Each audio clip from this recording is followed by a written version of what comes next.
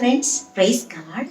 ചില മുഖങ്ങൾ കാണുമ്പോൾ നമ്മുടെ പുഞ്ചിരി അറിയാതെ മായും. അവരൊന്നും സംസാരിക്കണ്ട, പക്ഷെ പറയാൻ ഉദ്ദേശിച്ചത് നമുക്ക് പറയാൻ തോന്നുന്നില്ല. ഹാർട്ട് ബീറ്റ് ചിലപ്പം കൂടും. നമ്മൾ അറിയാതെ അവിടെ നിന്ന് പതിയെ പോകാനുള്ള സാധ്യതയും ഉണ്ട്. ഇനി മറ്റു ചിലരുണ്ട്, അവരുടെ മുഖം കണ്ടാൽ നമുക്ക് കുറച്ചുകൂടെ നേരെ നിൽക്കാൻ തോന്നും, അറിയാതെ പുഞ്ചിരി വിടരും, സന്തോഷമാകും. ഓക്കെ, അപ്പൊ ഒന്നാമത്തെ കൂട്ടർക്ക് ഉദാഹരണം ചിലപ്പോൾ ജോലി സ്ഥലത്തെ ചില വ്യക്തികൾ, വീട്ടിലെ എല്ലാവരും അല്ല, ഒന്നോ രണ്ടോ ആൾക്കാരുടെ മുഖം കാണുമ്പോൾ. എന്നാൽ രണ്ടാമത്തെ കൂട്ടർ കുഞ്ഞു മക്കളില്ലേ, കുഞ്ഞു പിള്ളേരായിരിക്കാം, അവരുടെ മുഖം കാണുമ്പോൾ, നല്ല സുഹൃത്തുക്കളുടെ മുഖം കാണുമ്പോൾ. ഇനി മൂന്നാമത്തെ കൂട്ടരുണ്ട്, ഇവര് വളരെ റെയറാണ് കേട്ടോ. അപ്പൊ ഇവരുടെ മുഖം കണ്ടാൽ നമ്മളും അറിയാതെ പ്രകാശിക്കും, നമ്മുടെ കണ്ണുനീര് വറ്റും, നമുക്ക് സന്തോഷം തോന്നും, ഒരു സ്പാർക്ക്, ഉള്ളിലൊരു ഉൾക്കാഴ്ച കിട്ടും, ജീവിക്കാനുള്ള ഒരു പ്രതീക്ഷ കിട്ടും, നമ്മൾ നാണം കെടില്ല, തിരസ്കൃതരാകില്ല. ഓക്കെ, ആരായിരിക്കും ഇവര്? മനുഷ്യരുടെ കാര്യം നമുക്കറിയാം. കാരണം ഒരാളുടെ മുഖം നോക്കിയിട്ട് നമ്മുടെ ജീവിതത്തിൽ അടിമുടി മാറിയ ഒരു സംഭവം ഇല്ല. അപ്പൊ ഇത് മറ്റാരുമല്ല, നമ്മുടെ പ്രിയപ്പെട്ട എൻ്റെ ഇടത്തും പുറകുവശവും ഇരിക്കുന്ന ആൾക്കാരാണ് നമ്മുടെ അപ്പൻ. ഭൂമിയിൽ അപ്പന്റെ മുഖം നോക്കിയാൽ നമ്മൾ വിടരണമെന്നില്ല. എന്നാൽ സ്വർഗത്തിലെ അപ്പനെ നോക്കിയാല് നമ്മുടെ മുഖം തീർച്ചയായിട്ടും പ്രകാശമാനമാകും. സങ്കീർത്തനം 34:5 വായിച്ചിട്ടില്ലേ? അവിടത്തെ നോക്കിയവർ പ്രകാശിതരായി, അവർ ലജ്ജിതരാവുകയില്ല. ഇനിയോ നമ്മൾ കുറച്ചുകൂടി പുറകിലോട്ട് പോകുമ്പോ 1 സാമുവേൽ 1:18 കാണും.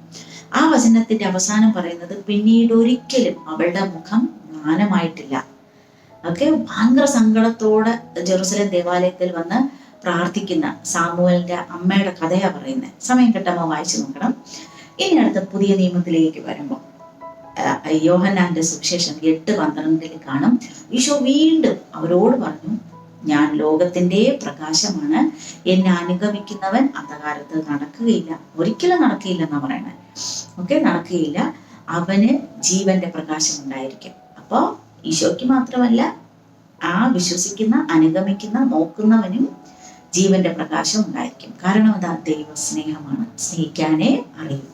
അപ്പൊ പ്രിയമുള്ളവരെ, നമ്മൾ ശ്രദ്ധിച്ചിട്ടുണ്ടോ, ചില ആളുകളുടെ മുഖം കാണുമ്പോൾ, അവരുടെ ദയനീയത കാണുമ്പോൾ, അവരൊന്നും പറയണ്ട, അവരുടെ ആ മുഖം കാണുമ്പോൾ തന്നെ അറിയാതെ നമ്മുടെ കൈ പോക്കറ്റിലേക്ക് പോകും, നമുക്കുള്ളത് നമ്മൾ കൊടുക്കുന്നു.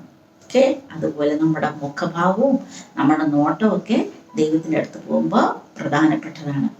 ഉദാഹരണത്തിന് ഇവിടെ ഒരു മിഠായി ഇരുന്നു. ഓക്കെ, നോക്കിക്കേ, ഒരു സ്വീറ്റ്. ഈ സ്വീറ്റ് വളരെ എറിഞ്ഞാൽ പൊട്ടും, ഒരു കടിക്ക് തന്നെ പീസാക്കാം. അപ്പൊ ഈ കൈ എൻ്റെ കൈവയ്ക്കുള്ളിൽ ചേർത്ത് വെച്ചാലോ? ഓക്കെ, എനിക്ക് കൊടുക്കാൻ താല്പര്യം ഇല്ലെങ്കിൽ ഇത് പൊട്ടിച്ചാൽ അല്ലെ തുറന്നെടുത്താൽ മാത്രമേ ഇതിനെ അറ്റാക്ക് ചെയ്യാൻ പറ്റത്തുള്ളൂ. ഇതുപോലെ ദൈവത്തെ സ്നേഹിക്കുന്നവരെ, ദൈവത്തെ നോക്കുന്നവരെ ദൈവം ഇങ്ങനെ പൊതിഞ്ഞു പിടിച്ച് സംരക്ഷിക്കും. ഈ കൈവെള്ളയ്ക്കുള്ളില് നമ്മളായിരിക്കും. അപ്പൊ നമ്മളെ നിസ്സാരരായ നമ്മളെ തകർക്കണമെങ്കിൽ ഈ കൈ തകർക്കണം. അത് നടപ്പുള്ള കാര്യമാണോ? ഇല്ല. അപ്പോൾ എൻ്റെ കുഞ്ഞു മക്കളെ, പ്രിയപ്പെട്ടവരെ, ഇനി നമുക്ക് ചെയ്യുമ്പോൾ, പ്രത്യേകിച്ച് പള്ളിയിലായിരിക്കുമ്പോൾ, പള്ളിയിൽ നിൽക്കുമ്പോൾ നമ്മൾ മുന്നിൽ നോക്കണം, ക്രൂശിതനായ ക്രിസ്തുവിന്റെ കണ്ണുകളിലേക്ക് നമ്മൾ നോക്കണം, ഉയർത്തുന്ന തിരുവോസ്തിയിലേക്ക് നോക്കണം, സക്രാരിയിലേക്ക് നമ്മൾ ഫോക്കസ്ഡ് ആയിരിക്കണം. ഓക്കെ, ഇനി നമ്മളെ വീട്ടിൽ കാണും രൂപങ്ങൾ, ചിത്രങ്ങൾ ഒക്കെ, അതൊരു മൂലയ്ക്ക് വെച്ച് ഒതുക്കി വെക്കേണ്ടതല്ല. നമ്മൾ നോക്കണം, പ്രാർത്ഥിക്കണം.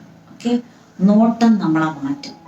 ക്രിസ്തു നോക്കിയില്ലേ, ജെറുസലേം പള്ളിയിൽ കാണിക്കയിട്ട വിധവയുടെ ഒക്കെ ഒരു കൂട്ടം ജനങ്ങളുടെ ഇടയിൽ നിന്ന് ആ പാവപ്പെട്ട സ്ത്രീ ഇട്ട ചെമ്പ് തൊട്ട് കണ്ടില്ലേ?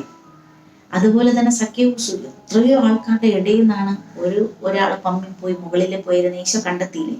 ഇതുപോലെ നമ്മൾ ചെയ്യുന്ന നമ്മുടെ ഓരോ പ്രവൃത്തിയും, നമ്മുടെ ഓരോ നോട്ടവും ദൈവം കണ്ടുകൊണ്ടേയിരിക്കുന്നു. ഓക്കെ, അപ്പൊ ചെയ്യുമല്ലോ.